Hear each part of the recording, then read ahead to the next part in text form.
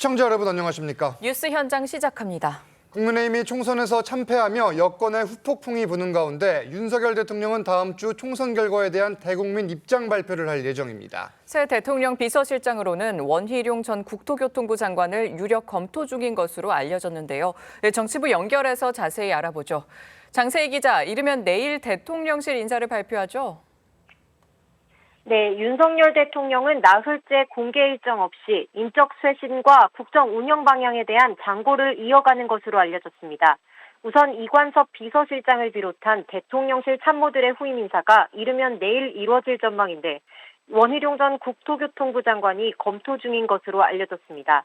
여권 관계자는 대통령과 가까운 장제원 의원이나 이상민 행정안전부 장관은 야권의 거센 반발에 직면할 수 있어 원 전 장관이 우선 검토되고 있지만 아직 윤 대통령의 결정엔 이르지 못한 상태라고 전했습니다.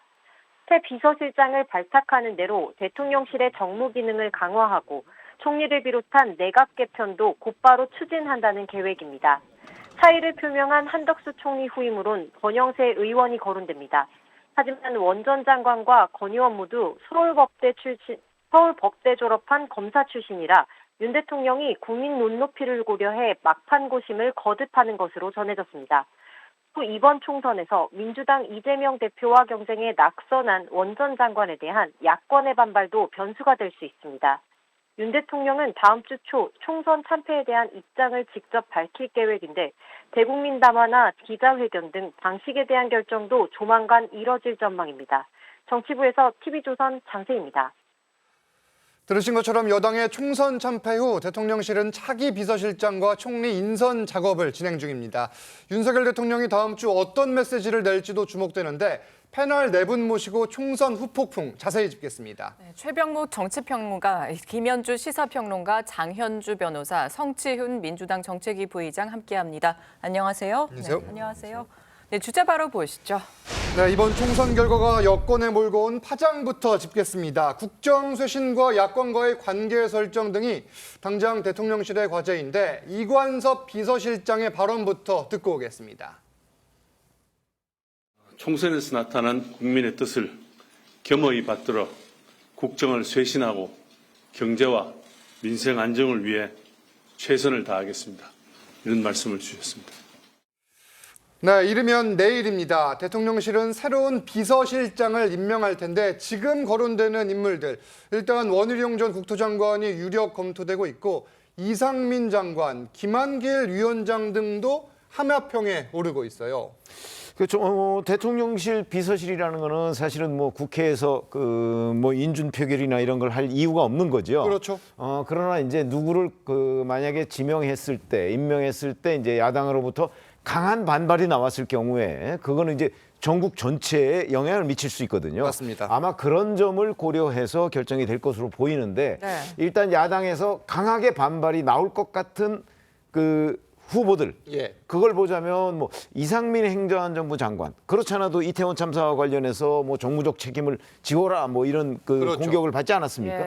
아마 이상민 행정안전부 장관 같은 경우는 민주당으로부터 굉장한 반발을 살 가능성이 대단히 높고요. 원희룡 전 장관의 경우에는 뭐 이재명 대표하고 총선에서 경쟁을 하긴 했습니다만 그 경쟁 구도야 뭐 크게 그렇게 문제가 되는 건 아니지 않습니까? 어떤 일이든 간에 뭐 당락이 있을 수 있는 거고 뭐 기타 이제 뭐 몇몇 분들이 거론이 되고는 있지만 뭐 일부에서는 뭐 장제원 전 의원, 장제원 현 의원도 뭐 얘기를 하고 있지만 아마 장제원 의원의 경우에도 야당의 반발이 예상되고요. 그렇죠. 기타 또 이제 거론되는 여러 가지 인물들 이런 사람들도 일단 야당을 의식하지 않을 수 없는 인선이 되지 않을까? 전 그렇게 봅니다. 그렇겠네요. 또 차기 국무총리가 누가 될지도 주목이 되는데요. 권영세, 주호영 의원, 또 김한길 위원장 등이 거론이 되고 있습니다. 그런데 이게 의석 분포상 지금 총리는 야당의 동의가 필요한 거죠? 그렇죠. 국회 승인이 있어야 되기 때문에 당연히 야당이 이 부분에 동의를 해줄지도 고려를 해야 될 것으로 보이는데요. 일단 지금 나오고 있는 함합평들 같은 경우에는 이제 언론에 이제 취재로 나오는 내용들이기 때문에 과연 대통령실에서 정말 총리의 후보로 누구를 생각하고 있는지는 아직 단언하기는 어려운 상황인 것 같기는 합니다. 네. 그러나 그만큼 지금 많은 인물들이 거론이 되고 있고 그 인물들 자체가 기존에도 한 번씩은 거론됐던 인물들인 것으로 보이거든요. 그렇다고 한다면 사실 국민들이 느끼시기에 이번 총선에서 보여주신 그 정권 심판론의 민심을 좀 수습할 만큼의 어떤 깜짝 카드가 되기는 어려워 보인다라는 생각은 들긴 합니다. 예. 다만 이제 대통령실에서 이런 부분 그리고 이제 야당에서 과연 승인을 해줄 것인지 이런 부분까지 합해서 아마 총리에 대한 또 하마평을 또 정리하지 않을까라는 생각은 듭니다. 다만 원희룡 전 장관과 권영세 의원의 경우 모두 이제 서울법대 검사 출신, 윤 대통령도 마찬가지죠. 이 부분까지 지금 용산 대통령실이 고려를 하는 걸로 알려져 있고 윤 대통령은 다음 주 초 총선과 관련해 입장을 밝힐 예정입니다. 총선 이후 국정 쇄신의 방향에 대해 이게 결국 어떤 메시지를 내놓느냐가 매우 중요한 거잖아요. 그렇습니다. 그러니까 총선이 있었던 바로 다음 날 이관섭 전 비서실장이 이제 짤막한 문장을 통해서 대통령의 뜻을 밝힌 바는 있죠. 민심을 겸허히 받아들여서 앞으로 경제와 민생 회복에 최선을 다하겠다라는 뜻을 밝혔음에도 지금 어떤 대통령의 직접 입장이 나와야 되는 데 대한 그 요구는 분명히 있을 것이라고 생각이 되고요. 그런데 이제 윤 대통령이 지난 취임 이후에 100일 기자회견을 하신 이후로 쌍방향 소통이 부족했다. 그래서 이제 그것이 상당히 불통 이미지로 굳어진 측면도 없지 않아 있습니다. 그동안 주로 국무회의 모두 발언이라던가 민생 토론회에서 모두 발언 이런 것들을 통해서 뜻을 전달하신 바는 있습니다만 이것이 이제 좀 일방적인 소통이다. 그리고 연초에 있었던 KBS와의 신년 그 형식도 역시 기자회견이 아닌 녹화 형식이었기 때문에 이런 점에서 좀 뭔가 돌파해야 되는 것이 필요하지 않나라는 생각도 있고요. 저는 그 총선 직전에 의정 갈등에 관해서 담화문을 상당히 길게 발표하시지 않았었습니까? 그렇죠. 그 당시에도 아무 그 기자들이 없는 가운데 그 수석들이 대통령 발표하시는 그 옆에 의자를 쭉 놓고 앉아 계시는 모습을 보면서 이제 저런 것들이 일방적으로 좀 소통하려는 방식으로 비춰지지 않았을까라는 좀 아쉬움도 있었거든요. 그렇기 때문에 이제 어떤 뜻을 밝히시던 간에 주로 담화 형식이 될 것이라는 예측도 있고 혹시 기자들과의 질답이 있지 않을까라는 예상도 있습니다만 두려워하시기보다는 국민과의 쌍방향 적극 소통에 나선다면 저는 그것을 이제 국민 여러분들이 상당히 평가해 주시리라 그렇게 생각을 합니다. 그러니까 2022년 8월에 윤석열 대통령이 취임 100일 기자회견이 기자회견 형식으로는 마지막이었고 도어 스태핑은 2022년 가을을 끝으로 현재까지 하고 있지 않습니다. 지난 2월 이 KBS와의 대담 역시 녹화본이었던 것만큼 이번에 다른 형식, 이 대담보다는 기자회견 형식도 어떨까 이런 말씀을 해주신 거고요. 또 이런 가운데 압승을 거둔 이재명 대표, 윤 대통령과 당연히 만나야 한다는 입장입니다. 국민의힘 내부에서도 영수회담 필요성에 대한 이야기가 나오는데 내용 먼저 들어보시죠. 윤석열 대통령께서 이제 만약에 영수회담 제안을 하시면 응하실 생각이 있으신지 혹시? 당연히 만나고 당연히 대화해야지요. 지금까지 못한 것이 아쉬울 뿐입니다. 이 나라 국정을 책임지고 계신 윤석열 대통령께서도 야당의 협조, 협력이 당연히 필요할 것입니다. 네, 사실 이재명 대표, 이 윤석열 대통령과의 만남을 계속해서 요청을 해왔고 반면에 이제 이 반대쪽에서는 김기현 전 국민의힘 대표와 이재명 대표의 만남이 먼저다 이런 목소리도 공존을 했었는데 지금은 상황이 달라진 것 같아요. 일단 두 사람의 만남에 대해서 국민의힘 내부에서조차 만나야 되는 거 아니냐 이런 이야기가 나오고 있어요. 맞습니다. 지금 원래 윤석열 대통령께서 지금 헌정 이후 헌정사상 임기 집권 2년이 되도록 야당 지도자를 만나자는 유일한 대통령 아닙니까? 그렇기 때문에 아마 여당 내부에서도 이제 만날 때가 됐다라는 민심도 있고요. 만나지 않은 공식적인 이유는 아니었지만 비공식적으로 알려진 것은 아무래도 야당 대표가 지금 재판을 받고 있는 상황에서 만나는 것이 적절하지 않다라고 표명하지 않았었습니까? 근데 이번 총선 결과를 봤을 때 국민들도 그걸 다 알고 있었거든요. 이재명 대표의 사법 리스크 모르는 국민 대통령이 없지 않습니까? 그리고 이제 제3당으로 오른 조국혁신당의 조국 대표도 마찬가지입니다.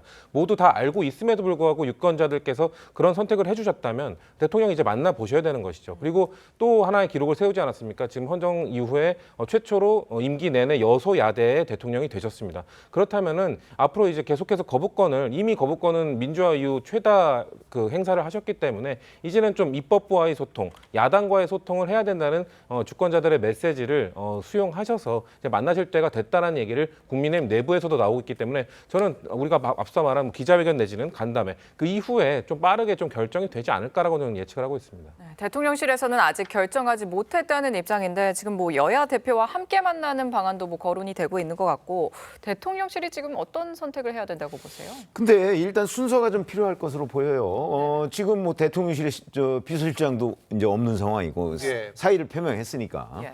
그런 상황이고 당 지도부는 공백 상태 아니겠습니까? 그렇죠. 지금 윤재욱 원내대표가 뭐 대행을 한다고 하지만 그래서 여권으로서는 체제 정비가 좀 선행돼야 되는 것 아닌가? 뭐 임시로 대행하는 사람하고 이재명 대표하고 뭐 이렇게 해서 또 같이 모이는 것도 모양새가 좀 우습고 그러니까 이게 뭐 오래 갈 상황은 아니에요. 비서실장 같은 경우 뭐 빠르면 내일이라도 그 발표한다고 하니까 그렇죠. 발표하면 곧바로 그 취임할 수 있는 거고요. 예. 그다음에 새 지도부도 뭐 한두 달 사이에 그 뭐 임시 전당대회나 뭐 이런 거를 열 수가 있으니까 충분히 가능한 얘기인데 문제는 이제 의지예요. 그렇죠. 윤석열 대통령이 이 체제 정비를 좀 서두르고 그 후에 이재명 대표와 만날 것인지 뭐 이런 부분인데 과거에도 보면 만나는 것 자체가 중요한 게 아니죠. 맞습니다. 만나서 어떤 대화를 하고 어떤 합의를 이끌어내느냐가 중요하기 때문에 예. 만나면은 약간의 신뢰관계도 필요하고 네. 그다음에 분위기 조성도 또 필요하거든요. 예. 그런데 그런 정도는 아직 그 여건이 워낙 충격이 크기 때문에 그렇죠. 저는 약간의 시간이 일단 흘러야 그 여러 가지 검토 상황의 결론이 나오지 않을까 싶습니다. 어떤 과정과 시간은 필요할 것이다. 이런 분석이시고 사실상 원톱 체제로 총선을 치른 한동훈 전 위원장은 지난 11일 그러니까 총선 다음 날 사퇴했습니다. 정치 행보에 대한 재개 가능성은 일단 열어놨는데 이 내용 들어보시죠. 공공선 위에서 봉사하시겠다고 했는데 앞으로 향후 계획 어떻게 되실지 궁금합니다. 특별한 계획을 갖고 있지는 않고 어디에서 뭘 하든 나라를 걱정하면서 하겠습니다. 저는 제가 한 약속을 지키겠습니다. 네, 한동훈 전 위원장 오늘은 당직자들에게 이런 메시지를 보냈습니다. 내가 부족했다 그러면서 작별 인사 메시지를 전한 건데 뭐 일단 이틀 만에 메시지를 내놓긴 내놨어요. 정치인 한동훈의 미래 민주당에서는 어떻게 보십니까? 사실상 굉장히 불투명해졌다라고 볼 수밖에 없을 것 같습니다. 물론 이제 앞으로 또 정치 지형이라는 것이 또다시 또 변곡점을 맞이할 수도 있고 많은 변화가 있을 수 있기 때문에 뭐 지금 단계에서 모든 가능성을 다 단언할 수는 없겠지만 적어도 현재 시점에서 판단할 때는 한동훈 전 비대위원장의 어떤 정치적인 입지는 상당히 불투명해졌다라고 볼 수밖에 없을 것 같습니다. 예. 그리고 본인이 계속해서 정치는 계속하겠다라는 뜻을 피력을 하고는 있는데요. 구체적으로 그런 정치적인 본인의 뜻을 필만한 무대라든지 공간은 이미 사라졌다고 봐야 됩니다. 지금 당장 이번 총선에 출마를 한 상황도 아니었고요. 뭐 그렇다고 해서 다시금 내각으로 입각하기에도 지금 좀 상황이 그렇게 복잡한 상황일 수밖에 없기 때문에 그렇다면 한동훈 비대위원장이 앞으로 정치는 계속하겠다는 의지는 있지만 과연 구체적으로 어떤 반복론으로 정치를 하시겠다는 건지 지금 현재 상황으로는 좀 많이 불투명해진 것이 아닌가라는 생각은 듭니다. 이런 가운데 홍준표 대구시장은 한동훈 위원장을 직격하고 나섰습니다. 자신의 SNS에서 한동훈 위원장이 셀카만 찍다 말아먹었다 이런 말까지 했는데 이 독설을 좀 쏟아내고 있는 배경은 뭐라고 보십니까? 글쎄 홍준표 대구시장 같은 경우는 사실은 한동훈 위원장이 처음에 취임했을 때도 뭐 그렇게 그 기대를 많이 드러내지는 않았어요. 그러나 그때는 좀 조용히 있다가 지금 이제 한동훈 위원장이 위기를 맞으니까 이제 저런 식으로 공격을 하는 거를 전 참 이해할 수가 없는 게 일종의 경쟁 의식인가? 뭐 그런 생각이 듭니다. 일종의 차기라는 점에서는 아마 한동훈 전 국민의힘 비대위원장이 홍준표 대구시장의 경쟁자일 수가 있거든요. 아마 그래서 견제를 하는 것이 아닌가 싶은데 저는 뭐 대단히 부적절한 것이다. 왜냐하면 지금 한동훈 위원장은 사실 본인이 구체적으로 내가 나서겠다고 해서 나선 사람이 아니잖아요. 예. 일종의 구원투수로 누군가에 의해서 지명을 당한 거거든요. 들려 나온 거죠. 들려 어떻게 나온 보면. 건데 예. 자, 그런 사람이 위기를 당하고 있을 때 같은 당내에서 그런 사람으로 해서 공격의 화살을 같이 보탠다? 예. 저는 뭐 당인으로서는 좀 적절하지 않은 것이고 오히려 뭐 본인이 만약에 뭐 다른 무슨 아이디어가 있으면 본인도 지금 당원입니다. 그렇죠. 같이 이 위기를 극복하는 그런 어떤 전략을 짜고 거기에 힘을 보태고 하는 것이 필요할 때가 아닌가 싶습니다. 대안 없는 비판은 자기 정치라는 지적을 불러올 수 있다. 이런 지적이고 국민의힘이 지금의 혼돈을 어떻게 수습할지도 주목됩니다. 방법이 몇 개가 있는데 새 당대표를 뽑는 조기 전당대회를 치르거나 아니면 또다시 N번째라는 말도 나오는데 또다시 비대위로 가야 하는 상황인데 어떤 가능성이 제일 높습니까? 글쎄 이제 비대위를 또다시 꾸린다 하더라도 어차피 그건 징검다리 비대위가 될 것이 뻔하거든요. 결국은 전당대회를 해야 돼요, 나중에. 그리고 또 너무 그동안의 비대위 체제가 상시 지속되는 모양새. 그러니까 이게 비대위가 아닌 뭐 평상시 위원회 뭐 이 정도의 개념으로 지금 오고 있기 때문에 비대위를 지금 구성하는 것은 현실적으로 좀 모양새로도 좋지 않다. 그래서 예. 지금 윤재옥 원내대표가 밝히기로는 다음 주 월요일 15일에 4선 이상 중진 당선자들을 중심으로 해서 의견을 모으겠다라고 하지 않았습니까? 그러니까 그 이후에 당선자 총회 등을 통해서 새로운 원내대표를 뽑아서 예. 지금 당헌 당규상 비대위원장이 거리될 시에는 원내대표가 그 직무를 대행하도록 되어 있습니다. 그러니까 현 체제에서는 윤지옥 원내대표가 그 임무를 맡고 있지만 만약에 당선자들을 중심으로 해서 총회가 열려서 거기서 어떤 그 원내대표 격에 그분이 이제 당선이 되신다면은 그분을 중심으로 해서 좀 그 전환되는 시기를 잘 넘긴 다음에 예. 전당대회는 역시 또 당의 가장 큰 축제라고 할 수 있기 때문에 그렇죠.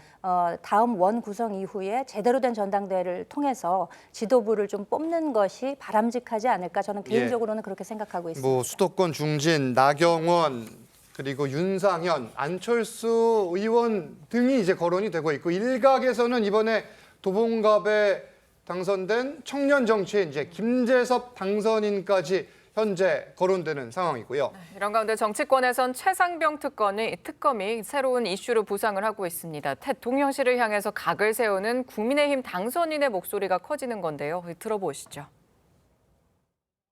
민주당 주도로 조만간 최상병 특검법 그러니까 표결 처리에 나설 것 같은데요. 국민의힘이 이거에 대해서 어떤 입장을 보여야 된다고 생각하세요?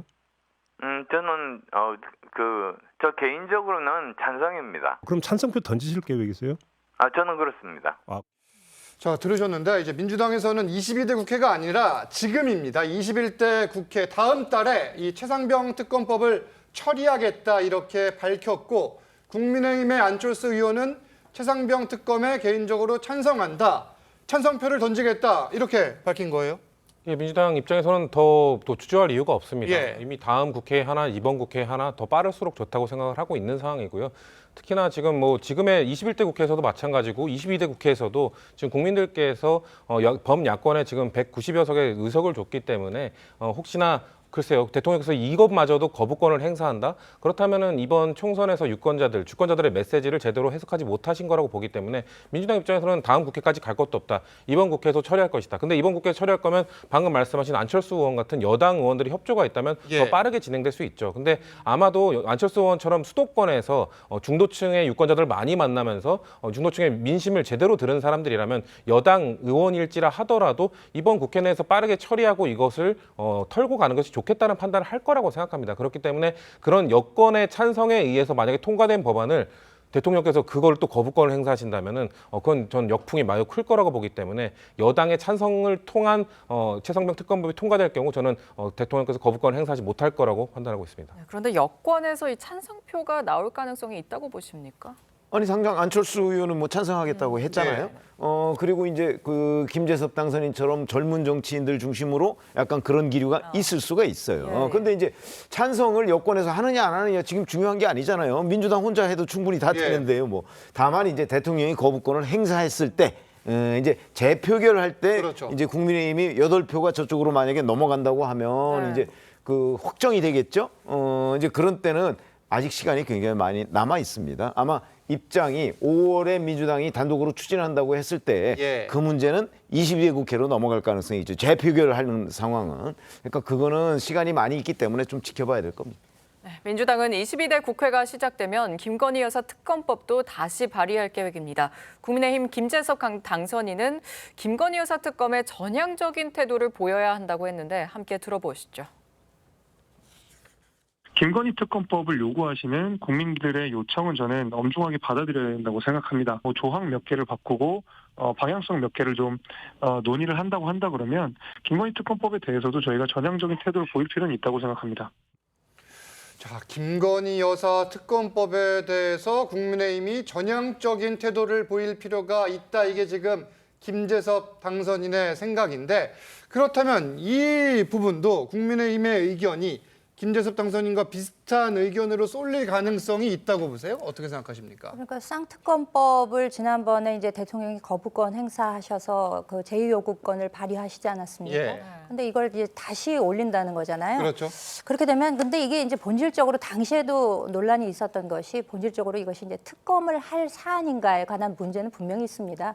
권력형 비리라든가 그 평상시에 검찰이 어떤 그 정권의 외압에 의해서 수사가 제대로 진행되지 않을 것을 상정해서 특별 검사를 임명하는 거 아니겠습니까? 그런데 이 김건희 여사에 관한 사안이 과연 특검을 한 사안인가에 대해서는 논란이 있을 수 있고, 그렇기 때문에 특검법안에 대해서 아마 거부권이 행사된 것으로 보이는데, 다만 좀 아쉬운 점이라고 하는 것은 그래도 이제 국민들께서 사실관계보다는 어떻게 인식하고 계시는가가 중요하지 않습니까? 그렇기 때문에 뭐 당시에는 총선에 미칠 영향 등을 고려해서 거부권을 행사하신다 하더라도 추후에라도 뭐 특검에 관해서 수용할 수 있다. 이렇게 좀 전향적인 자세를 대통령실에서 취했더라면 하는 아쉬움은 분명히 남는 대목이기 때문에, 이에 대해서 만약에 특검을 다시 뭐 재발의한다 던가 이렇게 될 경우 국민의힘 특히 그 당선자들 중심으로 22대 그러니까 국회원 구성되는 분들 입장에서는 이것을 전향적인 방향으로 바라볼 분들이 상당히 계시지 않을까, 저는 이제 그렇게 생각합니다. 상당히 있을 수 있다. 민주당 하나만 여쭤볼게요. 일단 김건희 여사 특검법을 다시 이제 꾸려서 재발의하는 거는 확실한 상황인 거죠? 사실 이 부분은 이제 22대 국회로 넘어갈 가능성이 크기 때문에 또 원 구성이 된 후에 입장이 나와야겠지만 지금으로 봤을 때는 가능성은 높다고 봐야 될 것 같습니다. 알겠습니다. 그러면 다음 주제로 가보겠는데, 이번에는 민주당 소식입니다. 총선에서 압승을 거둔 이재명 대표, 어제 공직선거법 위반과 관련한 재판에 참석하기 위해 서울중앙지법을 찾았습니다. 영상 먼저 보고 오겠습니다. 당선은 됐지만 사법 리스크 여전하다는 지적이 있는데 어떻게 생각하십니까? 임기직 의원직 상실 가능성에 대해서는 어떻게 보십니까? 앞으로 재판은 빠짐없이 출석하시는 건가요? 자, 일단 선거 전날인 지난 9일에 재판에 출석할 때는 이재명 대표가 미리 원고를 준비를 해서 약 11분 동안 정권 심판에 대한 메시지를 읽었는데, 어제는 질문에 일절 답을 하지 않았어요. 뭐 배경이 있겠죠? 아무래도 그때 선거 기간 동안 그 재판을 나갈 때 21분 동안의 입장을 발표했던 것은 그때 재판이 너무 과하지 않냐라는 입장을 계속 표명했던 것 아니겠습니까? 13일에 본 선거 기간 동안 무려 3번의 재판을 받았습니다. 그에 대해서 좀 재판 연기를 해달라. 3번은 너무 과하다. 특히나 그 마지막 그 4월 9일의 재판 같은 경우는 사실상 4월 10일 총선 투표일을 앞두고 가장 중요한 유세일의 제1야당 대표를 재판에 출석하게 한 것. 지금 이재명 대표가 재판에 출석하지 않겠다는 게 아니거든요. 계속 성실하게 참석할 생각이 있고 앞으로도 그럴 것인데, 선거 기간 그 13일 동안만 조금 미뤄달라고 한 것을 끝끝내 거부했던 재판부에 대한 그런 불만적인 의견도 표출할 수 있었던 것이고, 아무래도 13일 동안 3일이나 그 제1야당 대표가 선거를 이끌지 못했던 그거에 대해서 유권자들을 향해서 내가 이런 한계적 제한 때문에 선거운동을 못하는 것도 있으니 유권자들이 좀 도와달라는 그런 메시지를 전달하기 위한, 어떻게 보면 선거운동을 하지 못하니 그런 입장 표명을 통해서 선거운동을 한 차원이라고도 볼 수 있을 것입니다. 근데 또 아까 우리가 본 화면에서 질문들을 하는 것이 뭐 재판을 앞으로 출석할 것인가, 아니면 사법 리스크가 지속된다는데 어떻게 생각한다고 하는 질문들에 대해서 딱히 이재명 대표가 입장을 표명할 건 없을 것 같아요. 왜냐하면 앞으로 계속해서 당연히 성실하게 재판에 출석할 것이고 사법 리스크에 대해서 본인이 솔직히 지금 할 수 있는 얘기가 있겠습니까? 재판에 성실히 참여해서 재판을 빨리 끝내는 것이 이재명 대표가 할 수 있는 역할이기 때문에 딱히 그 대답을 하기에는 부적절한 질문들이 있었기 때문에 침묵을 한 거라고 보고 있습니다. 답을 할 수 있는 내용의 질문이 아니었다. 지금 뭐 이런 말씀이시고요. 네, 어제 재판에선 백현동 개발 특혜 의혹 핵심 인물이죠. 증인 신문이 진행이 됐습니다. 이 대표 측과 검찰 측이 설전을 벌이기도 했다는데 왜 그런 거죠? 일단 어제 있었던 재판은 이제 공직선거법 위반 사건인데요. 백현동 부지의 용도 변경과 관련한 허위사실 공표 혐의로 지금 재판을 받고 있습니다. 관련해서 이제 민간 개발 업자인 정바울 회장에 대한 증인 신문이 어제 진행이 됐었는데 뭐 관련해서 뭐 검찰 측과 신경전 빚었다 뭐 이런 기사들이 지금 나오고 있습니다. 그러니까 내용은 그러니까 정바울 씨의 법정 증언을 증거로 채택할지 여부에 대해서 좀 어떻게 보면 형사소송법상 쟁점이 충돌한 것으로 봐야 될 것 같은데요. 그러니까 검찰 입장에서는 정바울 씨의 증언을 그러니까 본인 사건 말고 관련 사건에서 했던 법정 증언들이 있는데 이런 부분들을 조서로 증거로 채택하는 것을 신청하겠다. 이 부분을 검토 중이라고 밝힌 겁니다. 이것에 대해서 이재명 대표 측에서는 이럴 거였으면 조서로 채택할 증거들을 처음부터 냈으면 될 것인데 정바울 회장에 대한 어떤 진술이 검찰이 원하는 방향으로 가지 않으니까 이제 와서 또 다른 새로운 증거들을 채택해서 내려고 하는 시도가 아니겠느냐. 이런 식의 이제 설전을 벌인 것이라고 봐야겠습니다. 뭐 양쪽의 주장들이 다 법정에서 할 수 있는 주장이라 볼 수 있을 텐데요. 이 쟁점은 결국 국토부에서 압박을 받았다는 그 주관적인 범위를 과연 허위사실 공표로 볼 수 있을지 이 부분에 대한 재판부의 판단 주목하면 되겠습니다. 알겠습니다. 이재명 대표 크게는 3가지 재판을 받고 있습니다. 위증교사, 공직선거법 위반, 그리고 대장동, 백현동 계열 재판인데 이 3가지 내용에서 어느 하나라도 금고형 이상을 대법원 판결에서 최종 확정 판결을 2027년 3월 이전에 받으면은 다음 대선 못 나가잖아요. 이게 지금 그 전에 이 확정 판결이 나올지가 사실 관심이에요. 아니 그렇다 보니까 이제 이재명 대표는 그때까지 확정 판결이 나오지 않도록 하려고 하는 것으로 저는 보고 있어요. 그게 가능합니까? 왜냐하면 아니 일반적으로 법률적 상식으로 보면 불가능한데 뭐 이재명 대표는 늘 불가능한 걸 또 가능하도록 만들어 놓은 경험이 있잖아요. 그렇기 때문에 지난 선거법도 그런 거였고요. 거기에 뭐 여러 가지 의혹이 있지만 그 의혹은 아직 규명이 안 됐어요. 그게 이제 재판 거래 의혹인데. 근데 이번에도 예를 들어서 위증교사 재판 같은 경우는 사실은 몇 차례만 재판하면 결론이 1심 나와요. 그렇죠. 그렇게 되면 이게 오래 끌 수 있는 상황이 아닌데도 불구하고 만약에 이재명 대표가 정말 나는 죄가 없다 본인이 맨날 얘기했듯이 검찰이 조작했다고 한다면 재판 다 내년 내로 끝낼 수 있어요. 근데 이재명 대표 그렇게 안 하잖아요, 지금. 뭐 이제 재판을 뭐 신속하게 해서 뭐 무죄를 받겠다 뭐 이렇게 이제 민주당 일부가 얘기를 하시는데 그럴 것 같으면 내년 내에 다 끝낼 수 있다니까요. 근데 이재명 대표는 지금까지도 그렇게 안 했고 저는 제가 보건대는 앞으로도 그렇게 안 할 것 같아요. 왜? 이걸 끝내놓으면 유죄가 될 가능성이 높다는 나름대로의 판단이 있는 것 아닌가.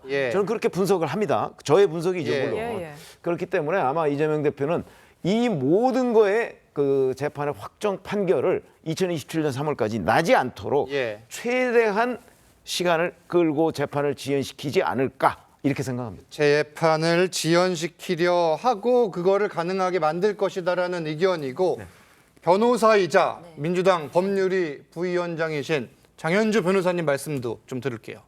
글쎄요, 뭐 이게 보기에 따라 재판이 지연되고 있는 것 아니냐, 뭐 이렇게 보시는 분들도 계실 수 있겠지만 또 재판에서 특히 형사 재판에서는 피고인의 방어권도 충분히 보장되어야 한다라는 것도 법치주의 국가에서 당연히 필요한 요소입니다. 이재명 대표로서는 뭐 관련해서 뭐 그 백현동 대장동 사건도 있지만 또 따로 공직선거법이나 위증교사 혐의로도 재판을 따로 받고 있기 때문에 상대적으로 백현동이나 뭐 대장동 사건 같은 경우에는 그 사실관계가 굉장히 복잡합니다. 거의 10년에 걸친 그런 과거의 일들을 재구성해야 되는 부분들이 남아있기 때문에 아무래도 그 재판들은 1심 판결이 날 때까지 시간이 상당히 걸릴 것으로 보이기는 하는데요. 상대적으로 공직선거법 위반 혐의라든지 위증교사 혐의 같은 경우에는 지금 개별로 재판이 진행 중이기 때문에 올해 안에 1심 재판이 날 가능성도 있고 또 경우에 따라서는 대선 전에 대법원 확정 판결까지도 나올 가능성 분명히 남아 있습니다. 남아있다. 그러나 이 가능성에 따라 뭐 여러 가지 변수들이 분명히 있겠지만 중요한 것은 재판 결과일 것 같아요. 물론 그 시기도 중요하겠지만 이재명 대표가 지금 전부 무죄 취지로 지금 주장을 하면서 다투고 있고 본인의 방어권을 행사하고 있는 중이기 때문에 결과가 유죄냐 무죄냐 사실 이 부분이 본질인 것이지 시기만큼 저는 그 결과의 내용이 훨씬 더 중요하지 않을까 이렇게 생각합니다. 이게 뭐 가정입니다만은 2027년 3월 이전에 대법원 확정 판결 금고형 이상이 나오면은 출마가 안 되고 이재명 대표가 아니라 다른 사람이 대선 후보로 나와야 되는 상황인 거는 맞는 거죠? 일단 뭐 가정이기는 예. 하지만 뭐 우리나라 법상에는 그렇게 되어 있습니다. 알겠습니다. 아니 실질적으로 2026년 한 6월이나 7월쯤 되면 대통령 후보 경선에 들어갈 거거든요. 그렇죠. 경선에 들어가면 그때부터는 아마 사법부도 선고 못 내릴 거예요. 그렇죠? 내릴 거다. 개인적 생각이십니다만. 그렇죠. 예. 왜냐하면 대선 후보 경선에 들어갔는데 예. 경선에 들어가서 한참 경선 운동하고 있는 그 후보한테 그 뭐 확정 판결 뭐 이렇게 할 수가 있을까요?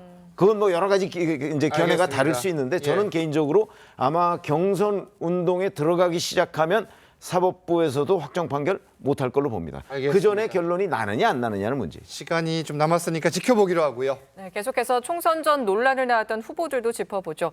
당선 직후에는 몸을 숙이는 듯했는데 시간이 지나면서 입장이 좀 바뀌는 거 아니냐 이런 말도 나옵니다. 막말 논란을 낳은 김준혁 당선인의 입장부터 들어보시죠. 제가 했던 발언들이 역사적으로 어긋난 발언이 아니었는데 그 아주 교묘한 포장으로다가 왜곡해서 짜집기 돼서 아주 그 젠더 이슈로 만들어서 제가 여성 혐오자 또 뭐 변태 성욕자 이런 정도로까지 만들었는데 전혀 사실이 그렇지 않고. 자, 수원정에서 이수정 교수를 꺾고 당선이 된 김준혁 당선인입니다. 이 당선되자 일단은 부끄럽고 죄송하다 이렇게 사과를 하긴 했지만 어제는 이 역사적으로 어긋난 발언은 아니었다 이렇게 이야기를 했습니다.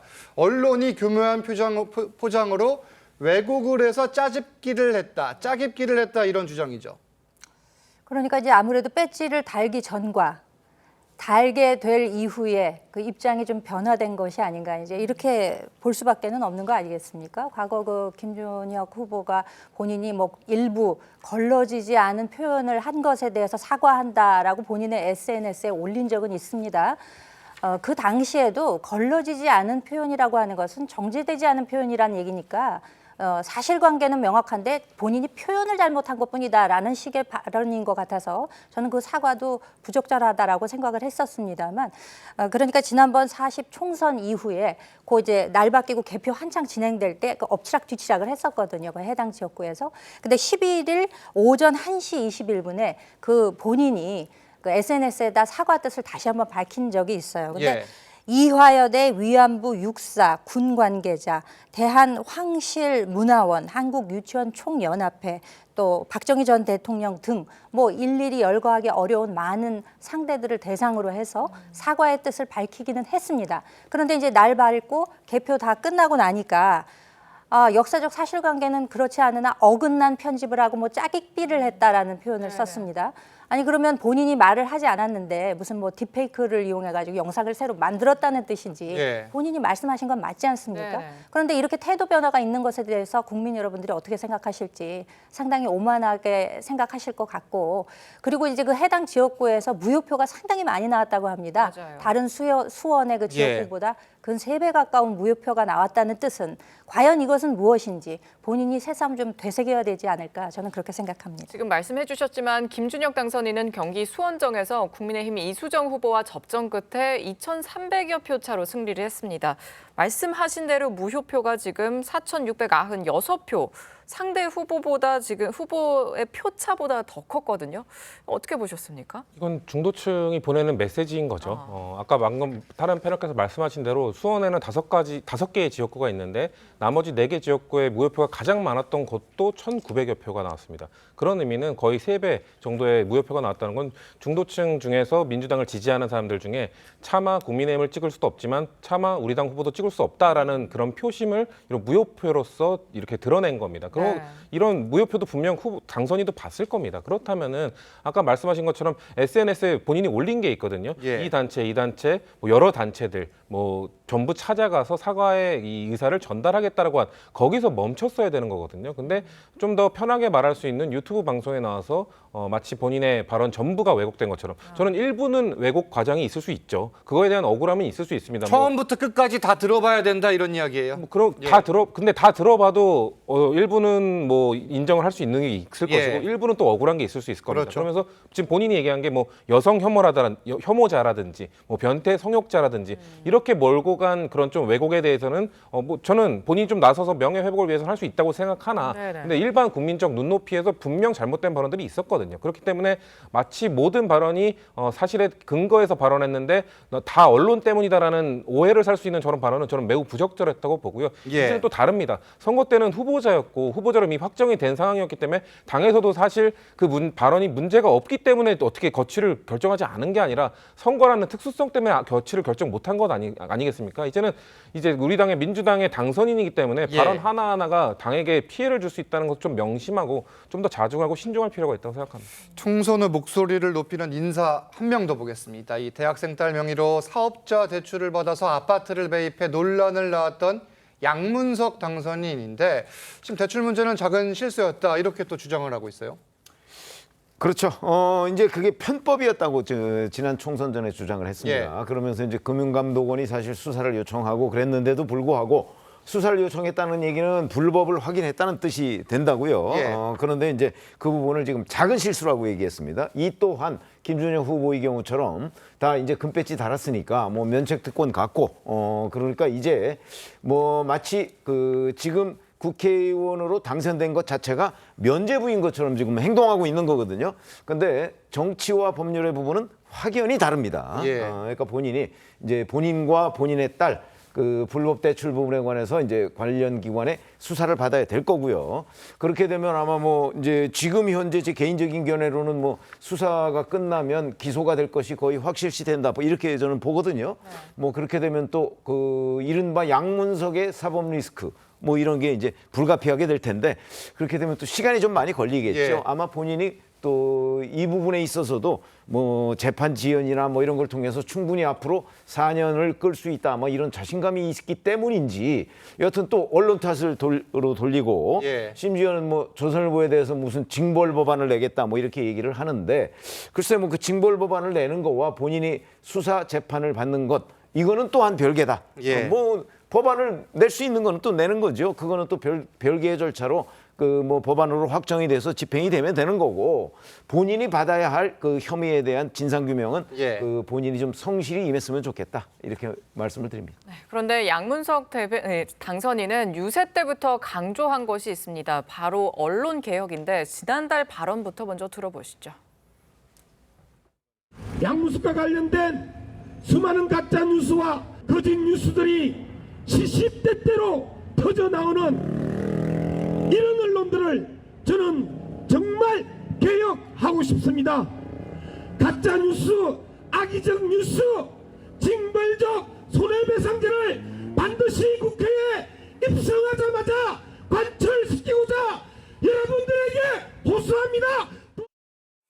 네, 지난달 29일 발언이고 뭐 일단 언론사 징벌 법안을 1호로 내겠다 이렇게 이야기를 한 상황입니다. 민주당에서는 두 당선인 모두 이미 국민의 평가를 받았다. 추가 조치는 없다는 입장인 거죠?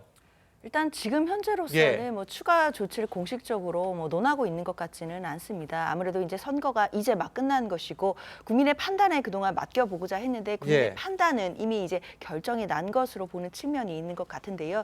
그렇다 하더라도 민주당이 그동안 문제가 되었던 후보들에 대해서 뭐 이제 아무런 문제가 없고 국민의 눈높이에 이제 맞았다라고 보는 것은 아닐 겁니다. 총선 과정에서도 이 문제에 대해서 국민의 눈높이에 맞지 않는 부분이 있는 부분을 참 송구스럽게 생각하고 또 낮은 자세로 들여다봐야 된다는 메시지가 계속해서 지도부를 통해 나왔거든요.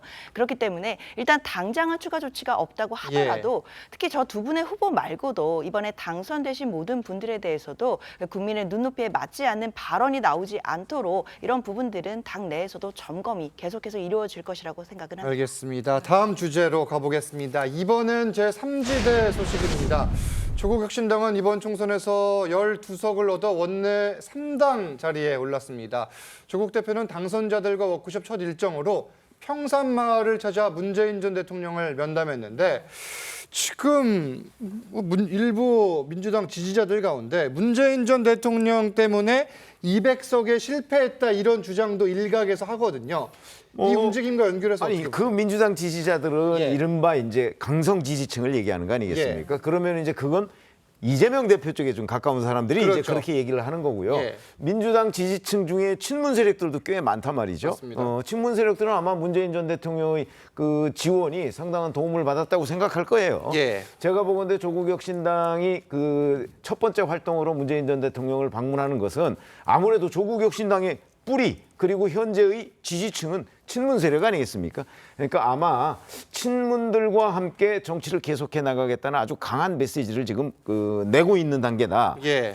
그렇게 되는데 만약에 이재명 대표의 강성 지지층들이 계속해서 저런 식으로 그 문재인 전 대통령을 공격하기 시작하면 예. 친문은 친문대로 별도로 조국혁신당을 중심으로 그 구심점을 가질 가능성도 대단히 높다. 그래서 저게 이제 강화되면 좀 위험한 국면까지 치달할 가능성도 있다고 저는 봅니다. 아 그렇군요. 그럼 앞으로 조국혁신당과 민주당과의 관계 좀 어떻게 전망하십니까?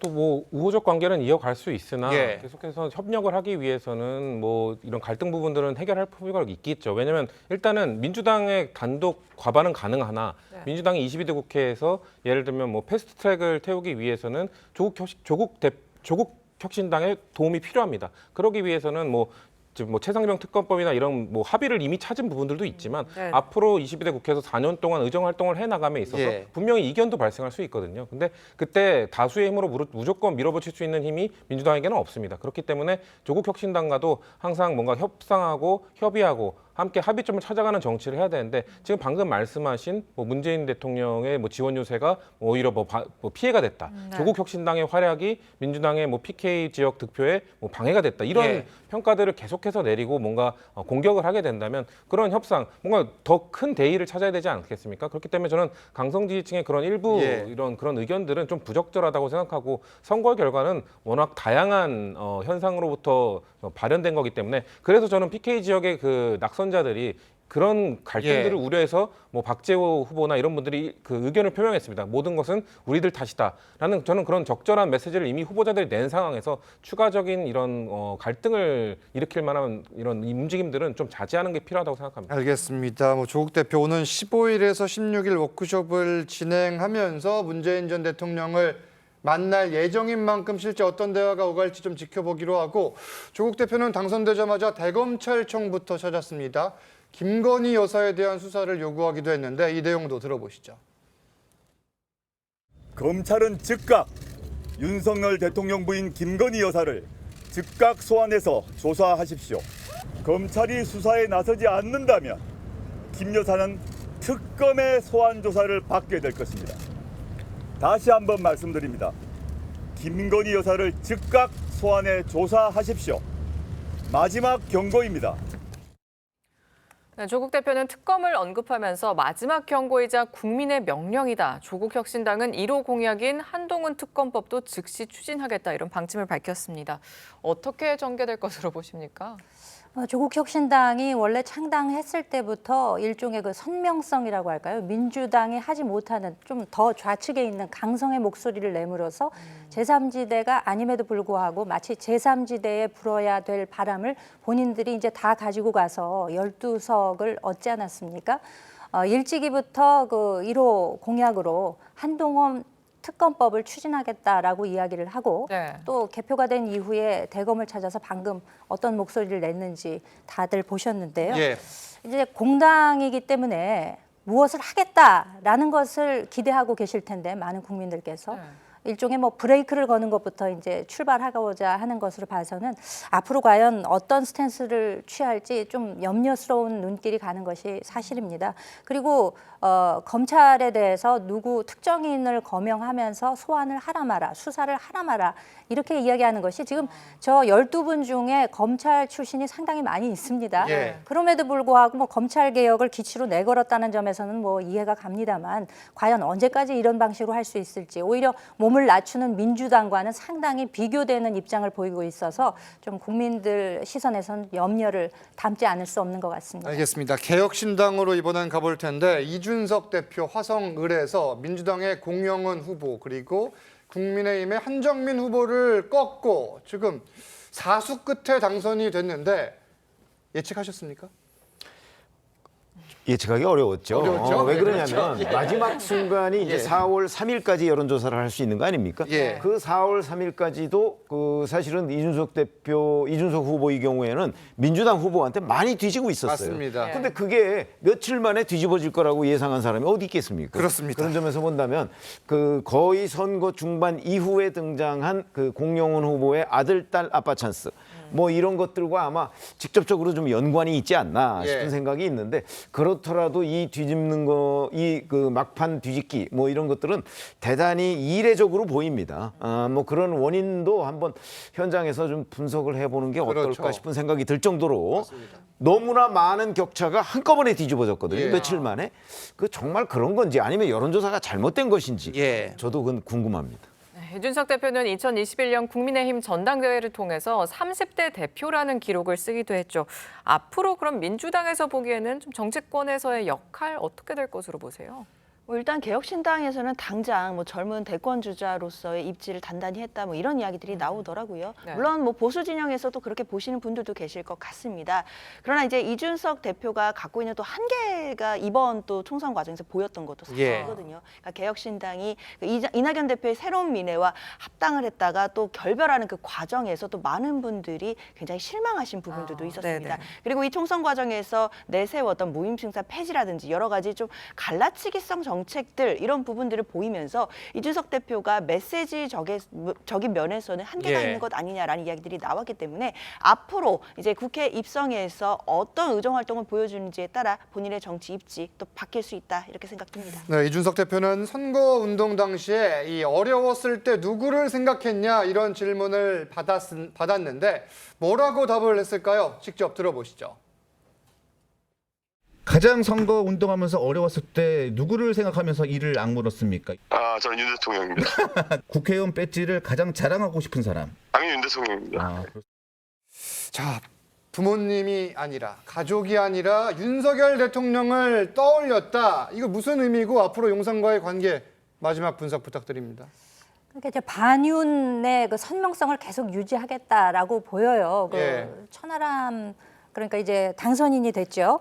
이분 역시도 우리는 야당이다. 정체성을 확실히 표현을 했습니다. 그래서 뭐 물론 이준석 대표가 탈당 처음에 했을 때는 나는 보수의 가치를 추구한다라고 이야기를 했습니다만 예. 과연 객관적 시선에서 볼 때 보수냐 진보냐 이걸 좀 판가름하기 어려울 것이고 네. 분명히 반윤적 입장은 명확히 하고 있지 않습니까? 그러니까 뭐 본인이 이제 지역구 뭐 동탄 아파트 100개 단지를 전부 방문했다는 거잖아요. 예. 본인이 지역구에서의 활동을 의원으로서 열심히 할 거라고 저는 봅니다. 네. 그럼에도 불구하고 중앙정치 무대에서는 역시 여당을 향해서 그 누구보다 뼈아픈 쓴소리 또 대통령실을 상당히 겨냥하지 않을까 예. 이렇게 예측을 해봅니다. 다음 지방선거 이제 2026년 2년이 남았는데 그때까지 또 개혁신당이 어떤 움직임을 보일지도 관전 포인트 같습니다. 정치권 쟁점은 여기까지 짚겠습니다. 감사합니다. 감사합니다. 감사합니다.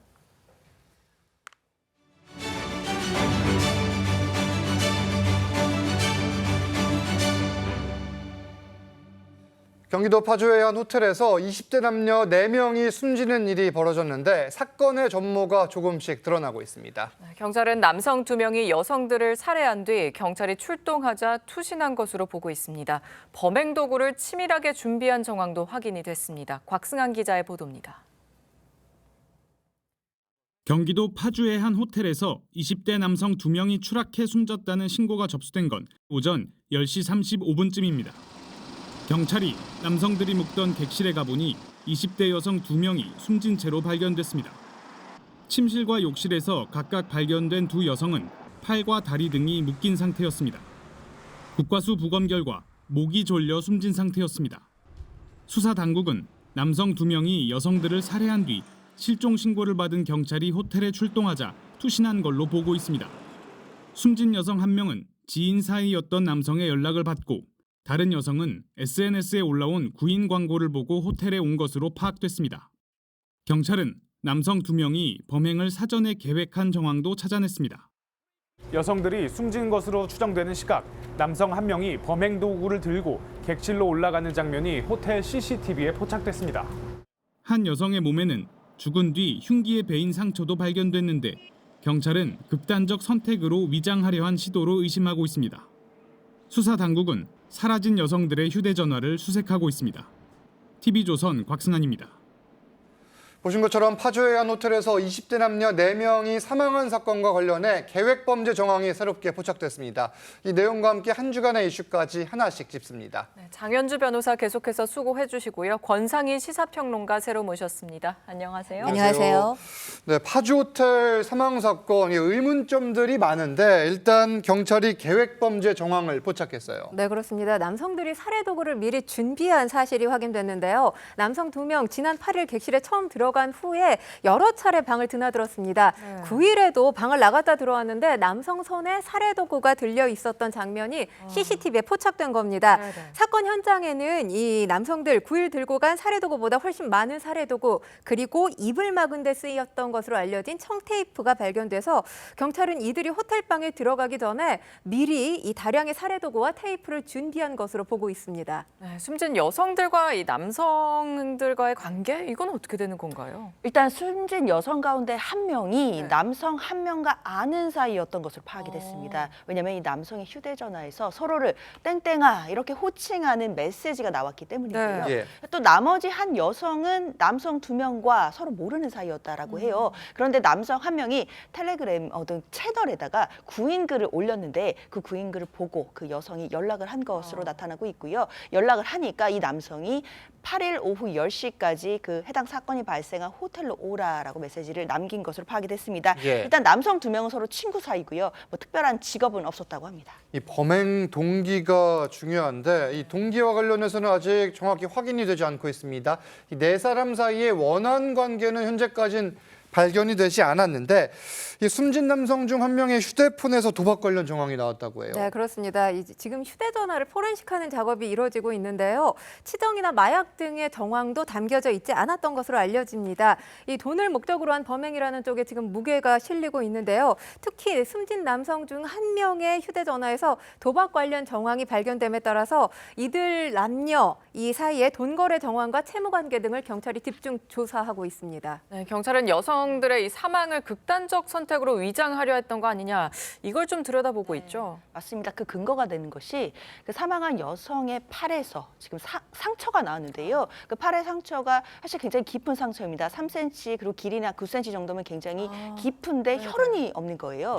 그 얘기는 결국 사망한 후에 이 상처가 발생했을 가능성이 높다는 겁니다. 그러니까 이제 사망 후에 이 남성들이 그 극단적 선택으로 위장하려고 했던 것이 아니겠느냐 이런 추정이 나오는 대목입니다. 그렇기 때문에 흉기와 관련해서는 국가수의 정밀 검사까지 의뢰한 상황입니다. 그러면 여성들의 휴대전화는 포렌식이 같이 이루어지고 있는 겁니까? 어떤 상황이에요? 그렇지가 않습니다. 호텔 CCTV를 지금 경찰이 확인을 했는데 여성들 호텔에 입장할 때까지만 해도 휴대전화를 가지고 있었던 것으로 확인이 됐습니다. 하지만 객실에서 이들의 휴대전화가 발견되지 않았습니다.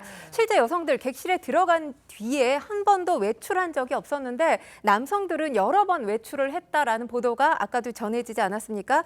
이때 여성들의 휴대전화를 버린 것이 아닌가 경찰은 이렇게 보고 있습니다. 알겠습니다. 해당 사건 수사 상황 계속 지켜봐야 될 것 같고 다음 내용 보겠습니다.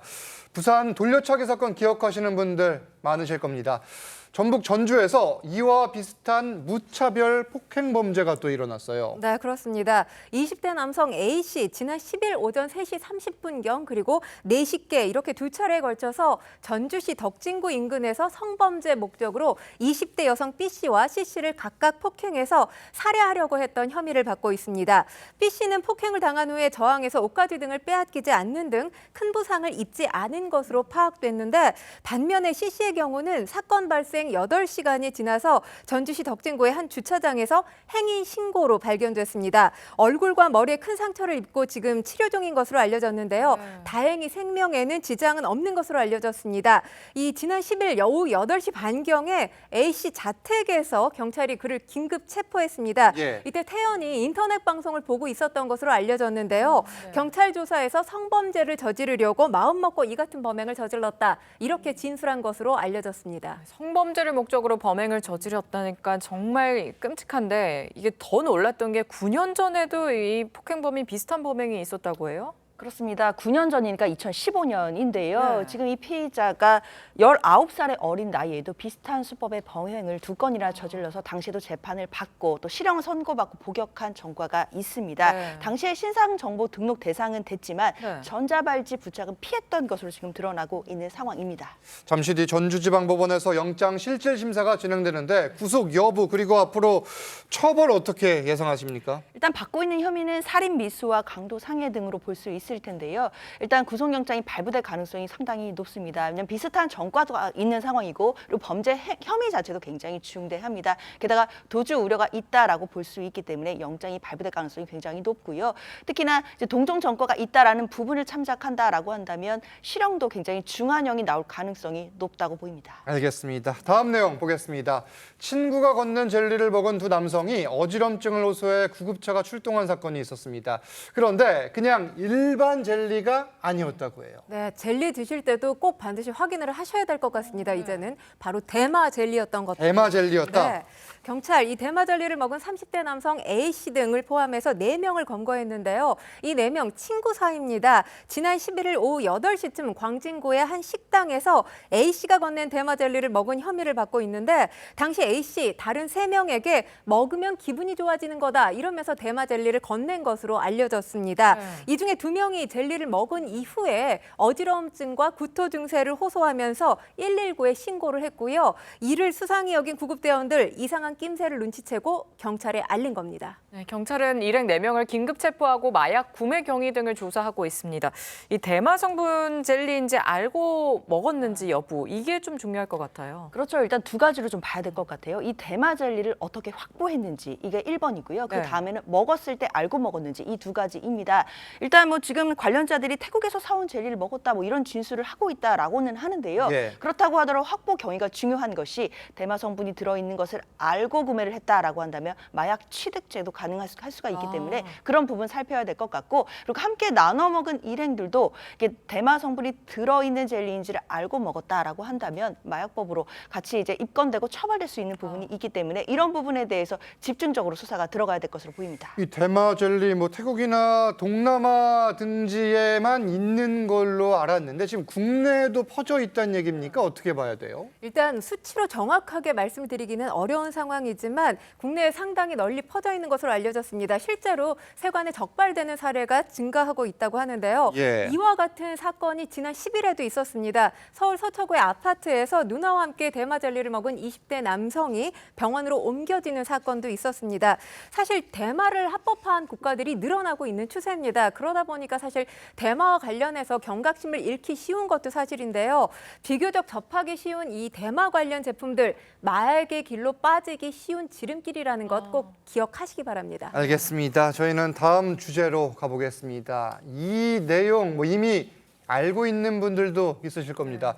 요즘 쿠팡 멤버십 회원으로 편하게 배송 이용하시는 분들 많을 텐데 쿠팡이 어제 멤버십 요금을 월 7,890원으로 갑자기 올려서 여러 말들이 나오고 있어요. 근데 인상폭이 상당히 크기 때문에 부담되시는 분들이 많으실 수밖에 없습니다. 4,990원에 지금 이용을 할 수 있는데요. 7,890원으로 58%가량이 인상된 겁니다. 신규 회원은 오는 13일부터 이 인상된 회비가 바로 적용이 되고요. 기존 회원의 경우는 8월부터 인상된 요금이 적용됩니다. 쿠팡에 따르면 이번 멤버십 인상의 근거 다양한 혜택을 들고 있습니다. 일단 뭐 와우 멤버십 무료 배송, 배달, 직구, 또 무료 반품, 무료 OTT 이렇게 5무 혜택을 준다는 겁니다. 하지만 뭐 소비자들 요즘 상당히 사실 먹고 사니 좀 팍팍해진 시대이지 않습니까? 맞아요. 부담이 되는 건 사실입니다. 네, 요금이 인상된 이유를 두고도 사실 논란이 되고 있는데 중국 이커머스와 출혈 경쟁 비용을 회원들에게 떠넘긴 거 아니냐 이런 지적들이 나와요. 일단 쿠팡 측에서는 서비스 확대와 경쟁력 강화 등을 위한 조치다라고 이야기는 하고 있지만요. 지금 중국 이커머스의 어떤 기세가 심상치 않은 상황이고 그 경쟁과 관련된 비용들을 소비자에게 결국 전가하는 것이 아니겠느냐 비난 나올 수밖에 없을 것 같습니다. 특히나 뭐 쿠팡이츠 같은 배달비 무료 서비스가 시작된 지가 얼마 안 됐는데 결국 그 비용도 소비자에게 부담시키는 것이 아니겠느냐라는 지적이 나올 수밖에 없는 측면인 것 같고요. 특히 이제 신규 물류센터도 짓고 앞으로 이제 로켓 배송 뭐 관련 지역도 넓히겠다 뭐 이런 구상은 있긴 하지만 일단 당분간은 소비자들의 비판도 피하기는 어려워 보입니다. 이에 대해서 소비자들의 반응은 어떤지 목소리도 함께 듣고 오시죠. 무료 배송해준다고 해서 광고를 하고 그래서 다들 더 오히려 이제 신청하신 분들이 계실 텐데 이렇게 알게 모르게 올려버리면 좀 기만이 아닌가 싶어요. 갑자기 거의 2배가 올라가니까 계속 쓰기 좀 부담스러울 것 같은 느낌도 들고 그렇네요. 쿠팡 이츠나 뭐 그런 것보다는 배송만 쓰는데 가능하면 요금을 올리지 않더라도 그냥 그런 것만 하면 좋겠다. 저 이렇게 요금을 올리면서 이 부담된 요금에 탈퇴를 할 수밖에 없다. 또는 나는 탈퇴하겠다. 이런 반응도 지금 나오는데 맞죠? 이 상황이 지금. 네, 그렇습니다. 일단 쿠팡이 이렇게 가격을 올리고도 어느 정도 안심하는 데는 근거가 있기는 합니다. 뭘까요? OTT 관련해서 가격 비교를 해보면 다른 OTT와 비교해서 절반 정도의 가격이거든요. 예. 그렇기 때문에 탈퇴가 그리 많지 않을 거다. 쿠팡은 그렇게 보고 있습니다. 하지만 58% 인상이라는 건 굉장히 큰 폭으로 인상을 한 거 아닙니까? 그렇기 때문에 일단 해지했다가 나중에 사용할 필요성이 느껴지면 그때 다시 가입하겠다. 이런 목소리도 있고요. 대신에 이제 뭐 워킹맘이라든지 아이를 키우시는 분들은 새벽 배송이나 로켓 배송이 필요하기 때문에 가격 인상은 부담되지만 어쩔 수 없이 그냥 써야 되겠다. 이런 목소리도 있습니다. 실제 시장과 소비자들에게 어떤 영향을 미칠지 좀 지켜봐야겠습니다. 끝으로 자이언트 판다 푸바오 소식 보겠습니다. 푸바오가 중국으로 떠난 지 벌써 열흘이 됐는데 관심이 아직도 뜨거운가 봐요. 네, 그렇습니다. 일단 푸바오가 어떻게 지내는지가 가장 궁금하신 분들 많으실 거고요. 또 서울시가 운영하는 시민참여 플랫폼에 이 푸바오를 서울 대공원으로 데려와서 서울 시민들 볼 수 있게 해달라 이런 시민 제안 글이 올라오기도 했습니다. 해당 제안 다음 달 8일까지 공감 투표가 진행되고요. 또 관련해서 여행 상품도 출시가 됐는데 이 여행 상품 보면 청도 4, 5일 패키지 여행이라고 합니다. 이 판다 테마파크와 푸바오가 있는 선수핀 기지, 두장행 기지 등 최대 3곳의 판다 기지를 방문하는 상품이 팔린다고 합니다. 그런데 판다의 고향 중국 수촨성에서 자이언트 판다의 사체가 발견됐다. 이런 소식에 또 걱정이 많은 것 같아요. 그렇습니다. 이거 보신 분들 좀 꽤 계실 텐데 좀 충격적인 사진이고 영상이더라고요. 그러니까 중국 스촨성 바오싱현에서 이제 뭐 그 판다의 시체가 발견됐다 뭐 이런 이야기들이었는데 그러다 보니까 푸바오는 잘 있는지 많은 분들이 걱정하시는 것 같고요. 그 근황들이 지금 뭐 웨이보를 통해서 좀 공개가 되고 있는데 뭐 다소 좀 위축되고 뭐 스트레스 받고 있는 모습들이 보인다라는 또 내용들도 나오고 있기 때문에 많은 또 푸바오를 사랑해 주시는 분들이 걱정을 좀 하고 있는 상황입니다. 지금 푸바오가 뭐 구르는 행동도 한다고 하는데 이건 괜찮은 겁니까? 사실 이게 스트레스 때문이 아니냐 그래서 우려 섞인 반응들이 상당히 많이 나왔는데 이 반응에 대해서 강철원 사육사는 이렇게 이야기를 하고 있습니다. 사실 구르는 모습은 우리 한국에서도 여러 차례 보여줬던 모습이거든요. 사육사와 교감을 원하거나 사육사에게 뭔가 원하는 게 있을 때 구르는 행동이 나온 것 같다라는 게 강철원 사육사의 반응이고요. 잘 구르네요. 네, 그리고 중국이 이 푸바오 영상을 지난 10일에 공개하지 않았습니까? 걱정했던 것과는 달리 편한 자세로 앉아서 먹이도 잘 먹고요. 또 중국 사육사가 손을 만져도 안정적인 모습을 보이고 있습니다. 알겠습니다.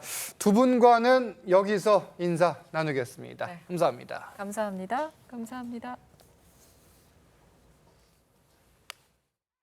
계절이 순간 여름으로 건너뛴 것처럼 덥습니다. 현재 서울이 26.6도 보이고 있는데요. 내일은 한낮에 30도까지 치솟으며 이번 더위가 절정을 보이겠습니다.